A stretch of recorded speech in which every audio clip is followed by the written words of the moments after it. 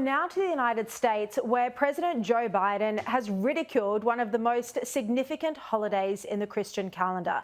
Biden has officially declared Easter Sunday Transgender Day of Visibility. He wrote in a social media post today, "We show millions of transgender and non-binary Americans that we see them, they belong, and they should be treated with dignity and respect."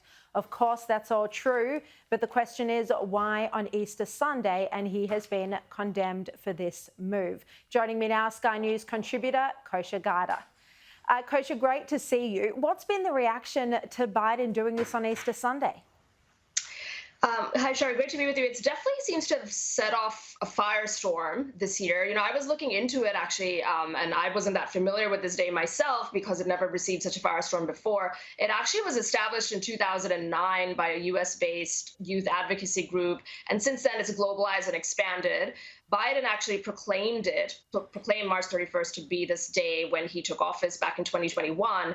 But this year, March 31st happened to fall on the same day as Easter. And that is why I think a lot of people find this very divisive and very incendiary, because he and his counterparts in Christian majority countries around the world, our own Penny Wong, I think, stepped in hot water as well. Yes. Canada, elsewhere, this has become a big thing because it feels like they're amplifying this day, superseding or over and above Easter. And the second thing is that this issue is very controversial if we're very honest about it. It's not just about belonging and inclusiveness and all that, which I think most people agree with. It is about language policing. It's about, what falls in our children's curricula. It's about the conflict of transgender rights with women's rights in sports and prison cells and everything else. And so a lot of people just see it on the holiest day of the Christian calendar, amplifying that as sort of a slap in the face. And I think that's why he's sort of kicked off this firestorm.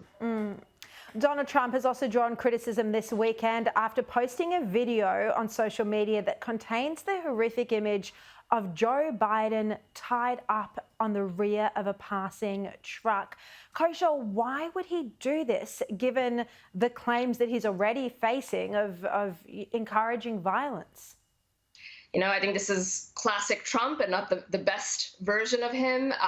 When we speak of amplification, I think it was something a supporter of his put on a truck. He amplified that on Truth Social. And it is something that makes a lot of people who support him, his supporters, because that's, I think, the more interesting group. Obviously, the people who dislike him, this just feeds into that. But this makes it difficult for supporters to continue to support that approach that he has.